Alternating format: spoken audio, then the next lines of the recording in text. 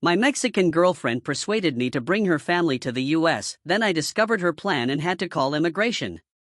You know that gut-wrenching feeling when your entire world gets flipped upside down? The one where you realize everything you believed was a lie, and the person you loved most was just playing a cruel, elaborate game? Well, that was my reality, and the shocking truth turned my life into something out of a thriller. I always thought I was a pretty good judge of character. My family instilled in me the values of hard work, honesty, and empathy, and I never saw myself as naive.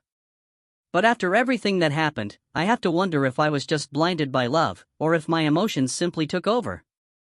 It all started 2 years ago when I met Vanessa. It was at this little cafe near my job, a place I went to almost every day. She was there, hunched over a notebook full of scribbled notes, her old laptop looking like it was on its last breath. I just wanted a quick coffee, but, of course, I managed to spill my drink all over her table. As she scrambled to save her notes, I profusely apologized. It was one of those moments straight out of a cheesy romantic comedy, honestly. We started talking, and even though the conversation was light at first, something about her just pulled me in. She was from Mexico, studying here on a student visa, and working part-time as a waitress. Right away, I could tell she was incredibly strong, a fighter who had overcome so much to get where she was. She told me about the situation back home, how the economic crisis had forced her family to sell almost everything so she could pursue her studies abroad. Our relationship moved fast. Within months, we were inseparable. She was sweet, attentive, and seemed to share all my goals for stability and growth. For the first time in a long time, I truly felt like I had found someone I could build a future with. But then, things started to shift. Around our first anniversary, Vanessa started talking more and more about her family. It was heartbreakingly clear she missed them terribly, constantly worried about their struggles in Mexico. She told me her father, Rick, had lost his job, her mother, Angela, was battling health problems, and her 2 younger brothers, Mark and Luke, couldn't find work. I won't lie, her story absolutely crushed me. She spoke about them with such love and desperation that I couldn't help but want to help. At first, it was just small things, sending money for food or medicine. But over time, she started dropping hints about something bigger. One night, over dinner at my apartment, Vanessa brought up the idea of bringing her entire family to the US on tourist visas. She said they just needed a little help to get started, some support while they figured things out. She promised it would only be temporary, that in a few months they'd either return to Mexico or find a way to support themselves. At the time, I saw nothing wrong with it. I was in love, and if helping her family made her happy, why wouldn't I? Vanessa had this way of making everything sound perfectly reasonable. She assured me it wouldn't be a burden, that her brothers were capable, and her father, despite his age, was a hard worker who just needed an opportunity. So, I agreed. And that, my friends, was my first catastrophic mistake. I didn't mind dipping into my savings to help them escape such a difficult situation. What I didn't know was that my goodwill would soon be completely trampled. We started the paperwork. Vanessa guided her family through the tourist visa process, while I covered all the costs, interviews, plane tickets. I even rented a small apartment for them to stay in while they got settled. In total, I spent more than I ever wanted to admit, but I convinced myself it was an investment in the happiness of the woman I loved. When Vanessa's family finally arrived, everything seemed fine. They were grateful, or at least, that's how it looked at first. I welcomed them as if they were my own family. But those first few weeks of supposed harmony? They were nothing but a facade. After weeks of paperwork, interviews, and coordination, the day finally came when Vanessa's family landed in Houston. I remember standing at the airport with a makeshift welcome sign, thinking that despite all the effort, it was worth it just to see Vanessa smile. She was beaming, nervous, and kept talking about how this was the start of a new life for them.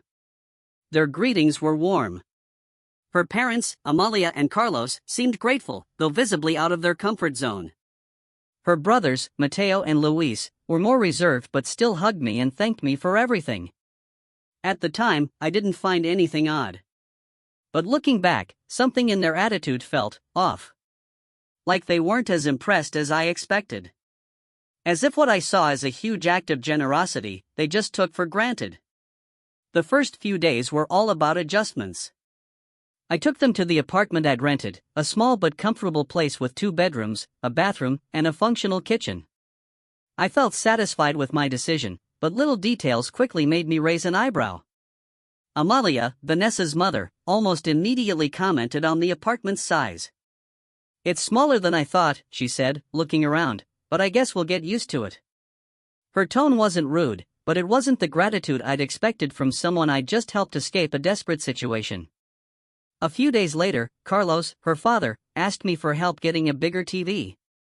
The 32-inch screen I'd bought apparently wasn't enough. "We don't want to take advantage," he said, "but we need something to feel more comfortable." Vanessa backed him up, saying it was a small request.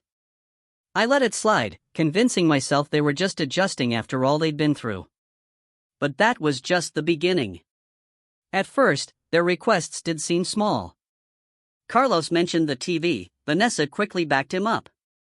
I let it slide, thinking they just needed time to adjust. But soon, those small requests spiraled into much bigger ones. Vanessa started making decisions without even consulting me, like buying new furniture with my credit card. When I confronted her, she just shrugged it off. "Don't worry," she'd say, "it's just temporary. My dad sent me a list of things for the apartment, but we'll pay you back." Spoiler alert, that never happened. Meanwhile, Mateo and Luis claimed they were looking for jobs, but I rarely saw them leave the apartment. When they did talk about work, it was always about cash-only jobs, construction, restaurants, anything under the table. It made sense, given their tourist visas, but when I cautiously brought up the idea of them returning before overstaying, Vanessa snapped. "Why would they go back? There's more opportunity here. It's not as hard as you think." Something in her tone made me profoundly uneasy, but I tried to brush it off. The real turning point came about a month later. We were all at my place for dinner when I overheard Mateo whispering something to Luis about the plan. It was quiet, almost like they didn't want me to hear. When I asked what they meant, they just laughed nervously and said it was about work. Vanessa waved it off, but I couldn't shake the feeling that something was deeply, fundamentally wrong. By then, my savings had taken a serious hit. I was paying for their rent, extra purchases, all their little emergencies. Every time I tried to bring up limits, Vanessa would either distract me or guilt-trip me about her family's struggles. Months passed, and what was supposed to be a temporary arrangement started to feel horrifyingly permanent. I kept telling myself things were fine, that I was just being paranoid. But deep down, a cold dread told me the truth: I was being used. It became obvious that Vanessa's family had absolutely no plans to return to Mexico. The first real sign was when Carlos, her father, casually mentioned looking into visa extensions or asylum.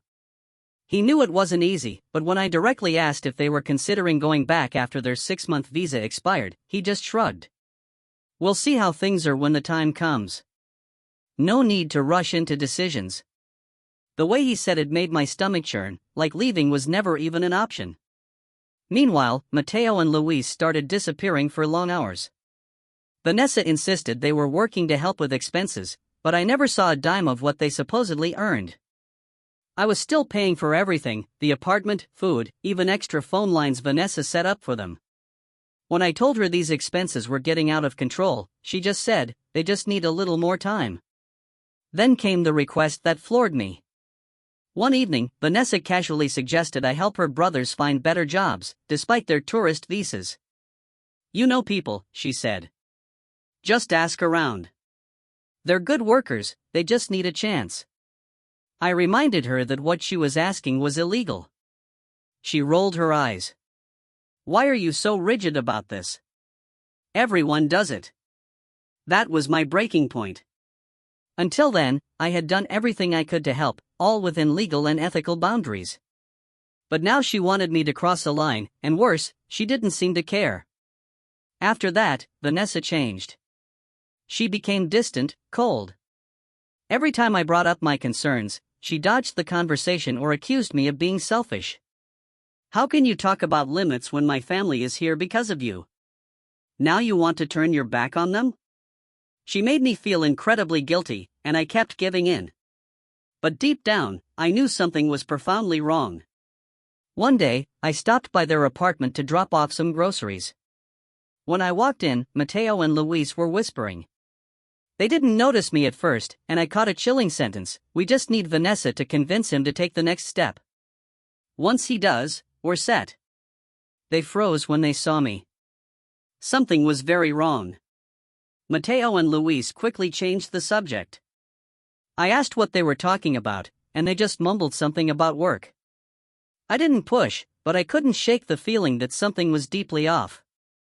That night, Vanessa came over, acting like everything was normal. I tried to subtly ask about her family's long-term plans, but she dodged the question, as usual. "Everything in its time, don't worry so much, love." But I was worried. I couldn't get their conversation out of my head. That's when I decided to take serious action. I secretly installed a voice recorder in their apartment. I felt like a betrayer, like I was betraying Vanessa's trust, but deep down, I knew I was the one being manipulated. Meanwhile, things between us kept getting worse. She spent more time with her family, barely with me. When she was at my place, she was glued to her phone, constantly texting or taking hushed calls in the other room. Then she started pushing the idea of us moving in together, closer to her family. "I don't think it's the right time," I said one night, trying to stand firm. Her reaction was immediate, dramatic. "Why not? If you really love me, this wouldn't be a problem. It's obvious you don't want to help like you say you do." That stung. After everything I had done for them, she was making me the villain. That night, I finally admitted it to myself: our relationship wasn't about love anymore. It was about her needs, her family's problems. I was just a means to an end. A few weeks passed, and the tension just kept growing. She spent even less time with me, and our conversations became robotic. She was always on edge, checking her phone nonstop, taking long calls on the balcony. If I asked who she was talking to, she got defensive. "My mom. What's wrong with being worried about my family?" Despite my suspicions, I played along. If she or her family knew I was onto them, they'd just be more careful. I needed real proof. Finally, the day came. I locked myself in my office, plugged in the recorder, and started listening. At first, it was just small talk, discussions about meals, errands, day-to-day plans. But then, on the 10th recording, I heard something that made my blood run cold. It was a hushed conversation between Mateo and Luis. The audio wasn't perfect, but I caught enough to send a chill down my spine. "He's almost ready," Mateo said. "Vanessa says it's just a matter of getting him to sign those papers." Luis asked, "And if he doesn't?" Mateo's reply was chillingly confident: "He will. She knows how to handle him. Besides, after everything he spent, he won't say no now." I kept listening, hoping for more details, but they changed the subject quickly. Still, those few sentences confirmed my worst fears. They were planning something, and Vanessa was at the very center of it. I went through more recordings over the next few days, each one worse than the last. In one, Vanessa's mother, Amalia, was talking to her husband, Carlos. "We can't wait much longer. Vanessa has to pressure him to sign." Carlos assured her he will. "She says he's convinced it's all to help the family. That poor idiot doesn't even know what he's getting into." I froze. Sign? Convinced? What exactly was I agreeing to? Then I found the conversation that shattered any remaining doubts. Vanessa was talking to her mother, explaining how she planned to make me sign some documents. "I just have to present it like it's temporary, something that won't affect him directly. It's a simple contract, he won't even read it all." Amalia asked, "And you're sure he'll go for it?" Vanessa's answer sealed my fate. "Of course, he loves me. He always does what I ask. I'll tell him it's for me, that if he doesn't sign, I'll be devastated." I couldn't believe what I was hearing. Everything I had done for Vanessa and her family, every sacrifice, was part of a carefully crafted plan. This wasn't a desperate family looking for help. It was a calculated scheme to use me as a tool for them to stay in the country. That night, I didn't sleep a wink. I listened to the recordings over and over, piecing together the full extent of their deception. The papers they were pushing me to sign? A sham marriage contract. It would grant Vanessa legal residency and, by extension, open pathways for her whole family to stay. It all made sense now, why she had been pressuring me to move in, why she was pushing to formalize our relationship. Beyond the shock, I felt rage. Humiliation. I had been a pawn in their game from the very start. But I wouldn't confront Vanessa. Just yet. I needed a plan. I needed to move carefully. One thing was clear, I wasn't going to let them get away with it. If they thought they could manipulate and use me, they were dead wrong. After listening to those recordings and confirming Vanessa and her family had been playing me all along, I spent days deciding what to do. The anger and betrayal burned inside me, but I knew I had to be smart. If I confronted them too soon, I'd be in a vulnerable position. So, I played along, keeping my distance, waiting for the right moment. Vanessa, completely oblivious to what I knew, kept acting as if nothing was wrong. She was as sweet as ever, even bringing up the idea of getting married to secure the family's stability. Her audacity stunned me. How could she lie to my face like that? That's when I decided to gather more proof. I hired an immigration lawyer to understand exactly what I was up against. He explained that if I signed any fraudulent documents, I could face serious legal consequences, not just Vanessa and her family, but me too. His words confirmed what I had feared. I was being used, not just emotionally, but legally. Marrying her under these circumstances would be a clear case of immigration fraud, something authorities take very, very seriously. With my next steps crystal clear, I took action. That morning, while Vanessa and her family went out, like they did almost every weekend, I went to a legal aid center. I filed an official complaint, detailing everything that had happened. This wasn't just about getting justice, it was about protecting myself. I didn't want to escalate things too quickly, but I needed to cover all my bases. My lawyer advised me to be cautious but also to act before things spiraled further out of control.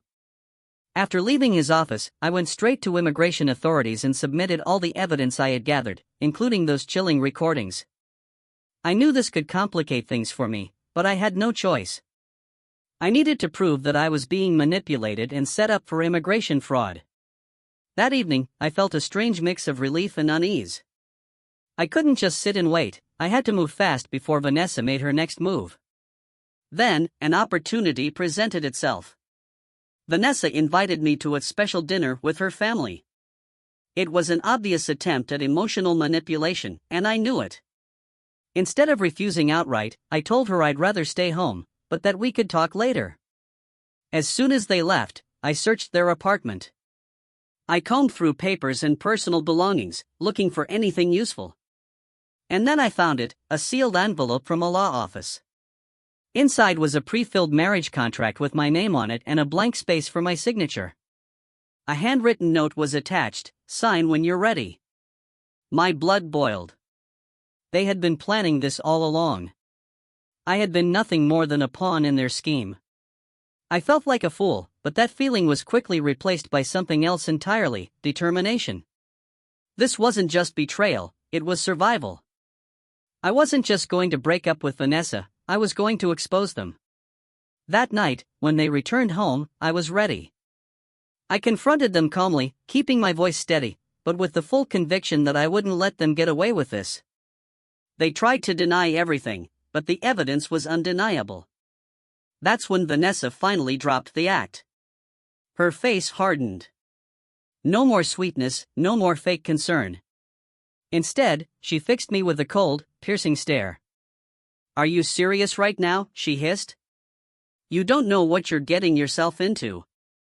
Just walk away before you make things worse for yourself." But I didn't care. I was the one in control now.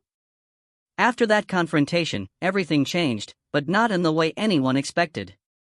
The tension in the house grew unbearable in the following weeks. Vanessa tried every trick in the book to get me to retract my complaint, but I refused. If I didn't act now, they would walk free, and that was not an option. Immigration authorities took my report seriously. What started as a simple fraud investigation soon became something much bigger. An agent contacted me after reviewing my evidence and revealed something shocking. Vanessa's family wasn't just committing immigration fraud. Her brothers, Mateo and Luis, had ties to something far more dangerous. A deeper investigation uncovered their connection to the Cartel de Sinaloa, one of the most feared criminal organizations in Mexico. Authorities found evidence linking them to human trafficking, drug smuggling, and weapons distribution. They were also involved in extortion schemes. I was stunned. I knew something was wrong, but I never imagined it ran this deep. As the investigation intensified, authorities began tracking their movements and connections within the country. It didn't take long for everything to fall apart. Mateo and Luis were arrested during a surprise raid on a warehouse suspected of cartel activity. Several members of the organization were caught, including Vanessa's brothers. But the revelations didn't stop there. Authorities discovered that Vanessa's family had been actively helping smuggle cartel members into the U.S. illegally. Their ultimate plan, authorities revealed, was to use our marriage to secure legal residency for even more cartel members. The final blow came when prosecutors linked Vanessa and her parents to her brother's criminal activities. During questioning, Vanessa tried to downplay her involvement, but the evidence, those recordings, were overwhelming. In the end, Vanessa, her parents, and her brothers were all arrested. The trial was swift and decisive. Mateo and Luis were sentenced to long prison terms for drug trafficking, human smuggling, and other cartel-related crimes. It was a devastating loss for the organization, as they lost several key members here in the U.S. Vanessa and her parents, however, were deported immediately because of their ties to organized crime and proven immigration fraud. They were banned from ever returning to the U.S. Their visas were revoked, and any future attempt to re-enter would result in immediate arrest. Their dream of staying in the U.S. had completely collapsed. At first, I expected the legal process to be slow, but I was surprised at how quickly the system acted. During the proceedings, I never saw Vanessa in person. When I heard about her arrest, I felt a strange mix of satisfaction and sadness. It had been a cruel game, but in the end, the truth came to light. The worst part? I never truly understood why she did it. The woman I once saw as my confidant was just another pawn in a much larger, darker web of deception. In the months that followed, I received several letters from Vanessa, sent from a prison in Mexico. She begged for forgiveness, pleaded for me to reconsider my complaint. But it was far too late. I couldn't and wouldn't forgive her. Justice had been served, but the damage was done. Looking back, I still wonder how I didn't see the truth sooner. In the end, my life returned to normal. I don't regret my decisions, even if they were incredibly difficult. But I'll never forget what happened. The person I trusted most turned out to be my biggest mistake. This experience taught me a brutal lesson: sometimes, the people you love the most are the ones who will betray you the hardest. Vanessa and her family thought they could use me, but in the end, I was the one who walked away victorious. And their grand plan? It crumbled in the most humiliating way possible.